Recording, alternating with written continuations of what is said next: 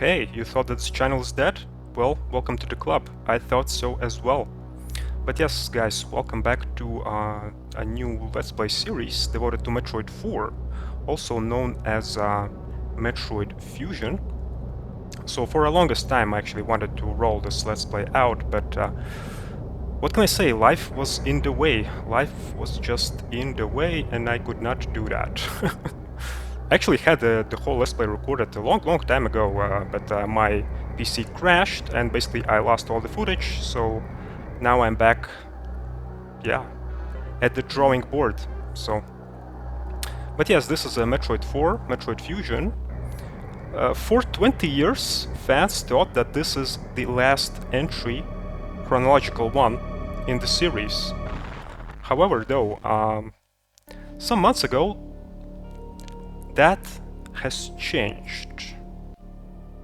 So yeah, we will actually see, after a month, finally new chronological release in Metroid franchise. So basically, for almost 20 years, fans thought that this, although this game ends on a cliffhanger note, that this particular entry in Metroid series is the conclusion, you know? Fans wanted to have more of Samus Aran, but for 20 years they were not receiving it. But now they will receive it after 1 month, in October, when Metroid Dread will be released, and it will kinda conclude this whole Metroid arc of Samus Aran. It will not conclude, you know, the story of Samus Aran herself, but it only concludes this whole story which revolves around Metroids.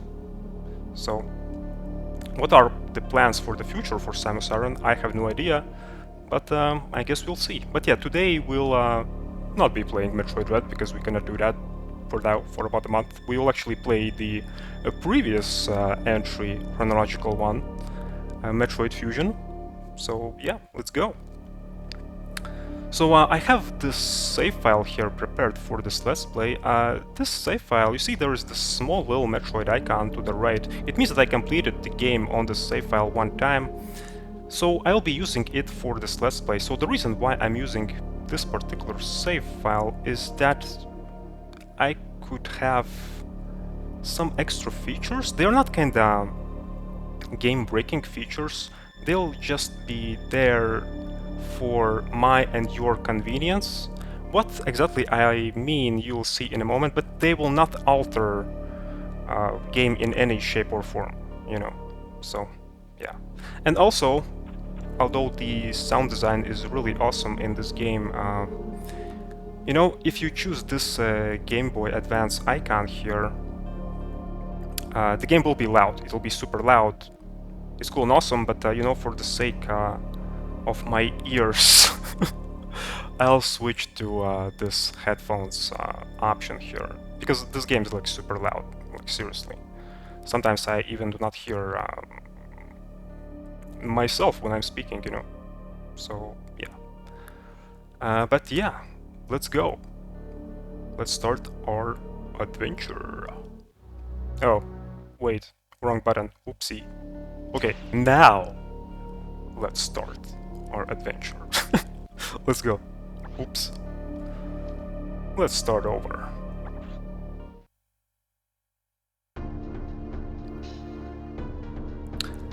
I'd been assigned to watch over Biologics research team, so I once again found myself on the surface of SR-388. Yeah, the first thing that you will notice here that this particular entry in Metroid series is very story heavy, so yeah. Some people like that, some people hate that. I still have no idea, do I like it or I hate it. Yeah, it's kinda a bit iffy, so to speak. It was there that I was attacked by a life form I had never encountered before. You mean that small little jelly thing? Kinda looked like Flubber. You know the film Flubber? So it kinda looked like that thing, only yellow color. It was only later that I learned the identity of my attacker. The parasitic organism now known as X. Unaware of my condition, I was returning to the station. when disaster struck. Oh wow. This screen, this is a bitrate destroyer screen right here. Once the X had infested my central nervous system, I lost consciousness and my ship drifted into an asteroid belt.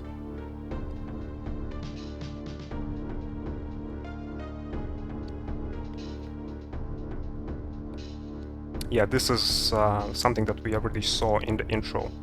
So apparently not only this channel is dead, but someone else as well, I guess? Well, we'll see. The ship's emergency systems automatically ejected the escape pod before impact. Biologic's vessel recovered it and transported me to Galactic Federation HQ. However, during the journey the X multiplied within me, corrupting large areas of my power suit. That sucks. I like that suit. Like, seriously. It then came to light that the organic components of my power suit had become so integrated with my system that it could not be removed while I was unconscious. Large portions of my suit had to be surgically removed, dramatically altering my physical appearance. However, the X in my central nervous system were too embedded to be removed safely. I was given a minimal chance of survival. So what, are we playing as a living corpse in this game, or what?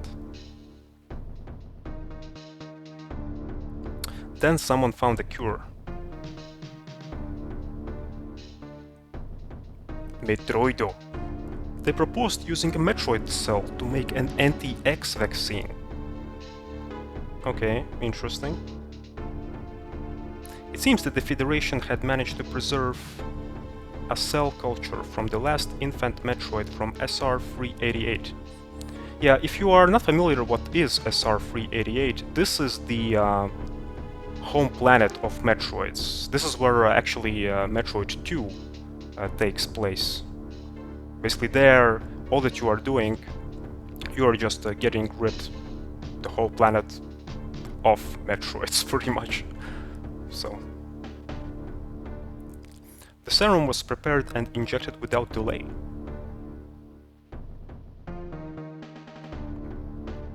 The X-parasites were immediately and completely destroyed. Like, look at these small little things. They look like flubbers. Like, seriously, small little flubbers. Only yellow. You know. Flubbers.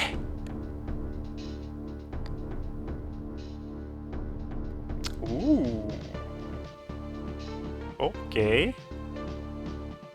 Honestly, at first, I had a very hard time actually to get used to this suit. To this new look of ours. As for me, one life ended, yet I survived. Reborn as something different. Well, yeah, we pretty much play as a walking corpse in this game. Like, for real. Cool and stylish looking living corpse.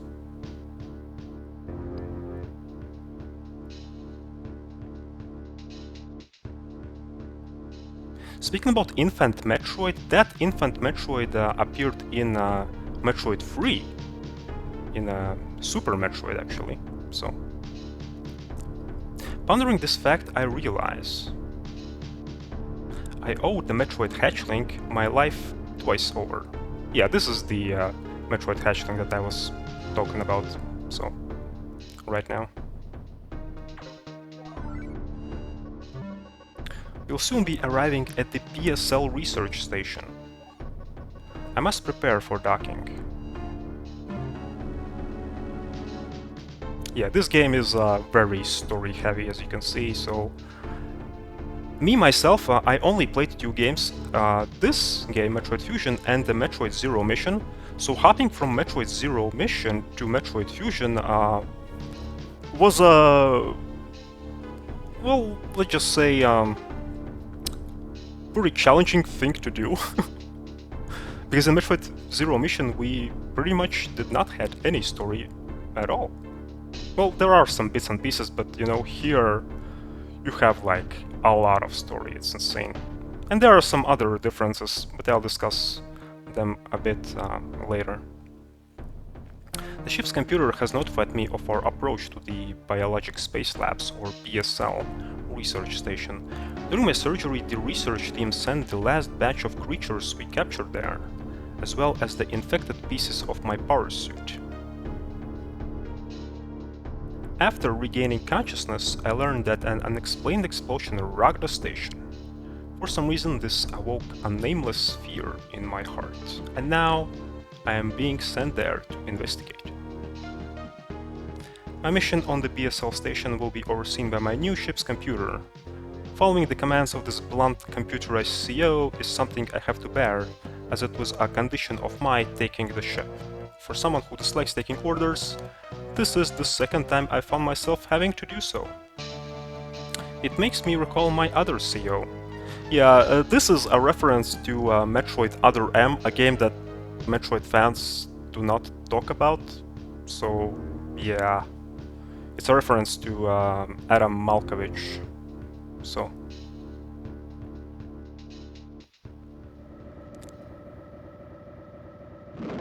And honestly, bits and pieces from that particular plot point actually appear here in this game as well, so yeah. Ooh, that's a pretty fancy looking ship. In Metroid Zero Mission she had other ship. This is some futuristic shit right here.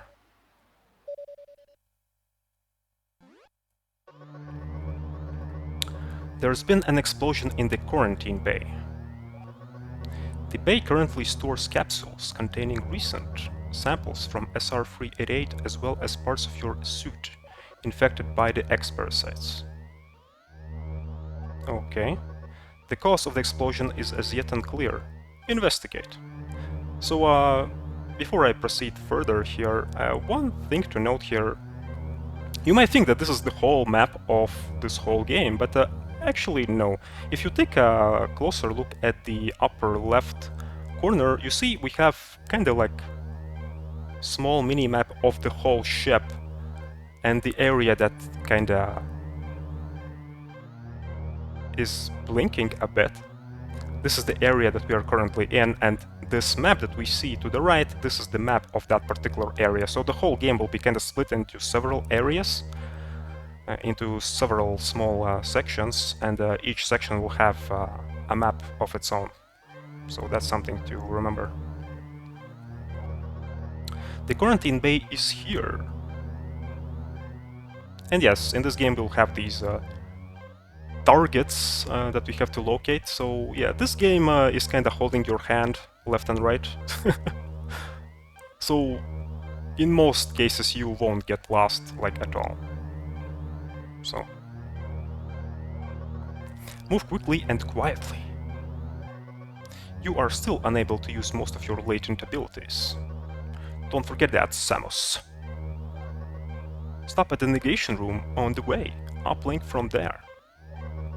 Is your objective clear? If you choose no, the computer will tell you this whole thing once again, so yeah, our objective is clear. Now, go to the quarantine bay. Alright, and our adventure begins. But you know, before that, let me actually show you some things. So what we can do, we can of course run to the left, to the right. We can duck. That's also something to remember.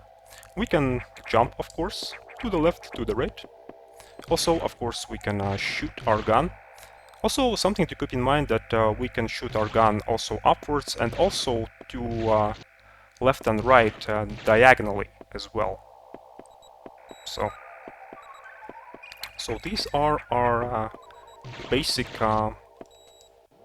things that we can do for now. So also you can shoot your gun while you are crouching as well, diagonally to the left and to the right, and also normally. So can't shoot it upwards though, like just straight upwards when you are crouching like that. So yeah, that's something to remember. Also, our wall jump returns here as well. In Metroid Zero Mission, you could wall jump as well. So basically what you do, you jump to the wall, and then when you are touching the wall, press the opposite direction on your directional pad, and then press jump again, and then you'll bounce off the wall. You can't scale on the same wall like you can in Metroid Zero Mission. You know why? Simply because the movement here, as you can see, is a lot more slower than in Zero Mission. So, also one interesting thing here to the right. You see, you might think there's nothing here to the right, right? But there's actually an invisible wall here for no reason that you can just wall jump off. So, we actually won't be diving deeper into the gameplay itself today. Today what we'll do, we'll actually explore a little bit of our menus. Like for example, our map screen. So yeah, target thingy, I already explained, this is the destination where you need to go. Grayish areas are the areas that we haven't explored yet. These magentish or pinkish areas are the areas that we are already explored. Also, there's this blinking square. This is the location where we are currently in. What else? What else? Rooms with N letter in them are navigation rooms. Rooms with S letter in them are our save rooms. We also have rooms with R letter in them, which are our recharge rooms. And also rooms with D in it are data rooms. So yeah, that's it for now. Also, we have these locks there to the right. I don't bother about these too much now. When we'll get to them, we'll get to them. So remember how I told you at the beginning of the game that I already completed the game one time on the save file. So what it gives me the timer there at the bottom left corner. As you can see, this is our game time. And also it gives some other numbers there to the upper left of the screen as well. So speaking about the timer, I don't remember exactly how it worked on Metroid Zero Mission, but I think timer only ticked when Samus was on screen. So for example, now when we are in our map screen, this is kind of like our pause menu. So now timer should not tick. I don't know if it works exactly like that in this game, but I think it does actually. So timer is only important if you're going for endings, and that's pretty much it. So it just gives you something to keep track of your in-game time. But more interesting feature here are actually these icons and these numbers to the upper left. So these are our items in the game, and in total we have, if you count them all together, 100 items. So we'll be getting all of them in this game. So here currently you can see how much items are still left to collect and how much items you already collected. However though, these numbers are applied to all of the areas in the game. But if you press the select button here on the map screen, yeah, as you can see, numbers changed. So what that means is that currently you are seeing how many of these items are in the specific current area where you are at. So that's something to remember. And yes, as you can see, these three icons, the first one there at the top, E, this is for energy tanks. The second one at the bottom, these are our missile tanks. And the last one at the bottom there is our, I guess, I don't know how they are properly called, but I think power bomb tanks or something like that. So also here, if you press the A button here, you can view your current objective once again in case you get lost and you have no idea what to do, which is a really hard thing to do in this game. So go to Quarantine Bay, access navigation room, and route. Hooray! Also here, if you press the R button, you can check our status screen. So this is the screen where you'll be checking all your upgrades that you collected, mainly from boss fights. So here's the deal with this game. Normally, this screen that you see here, all these things that you collect, all the different arm cannon upgrades, all the different suit upgrades and stuff like that. Normally these things are collected from bosses. There are some exceptions. However, though, you might think that these items, these upgrades, they count towards your item completion. However, that's not the case in this game. The only items that count towards your item completion are the ones that you see here at the top left that I already discussed before. So we also have the sleep feature here. Yes, we can engage sleep mode, but what's the point? Sleep is for the weak. So yeah. And that's it for now about the screen. We also have, you see these numbers at the bottom there, like 1, 2, 3, 4, 5, 6. Don't bother about these too much for now. When we'll get to them, we'll get to them. So. And also here we have our ship. So here's the thing, you can actually save inside your ship. So yeah. But I think this will be actually it for today. As you can see, today there haven't been too much of a gameplay here. I was just explaining some basic things in this game. So yeah, but stay tuned for the next episode, where in the next episode we will actually, yeah, start the game proper. So, oh, confirm mission objective? Computer, no, thank you. No. Go to the quarantine. Okay, yeah, I got your point. Thank you for reminding me for, like, how many times now? 5 or 4 or... It's ridiculous. But yeah, ridiculousness is not over yet, so this game, it's an awesome game, don't get me wrong, but there are some things that are quite silly. Let's just say there are some really odd and awkward decisions that are made by the game developers. But hey guys, hopefully you enjoyed this episode, and yeah, I'll be seeing you all in the next one. Cheers.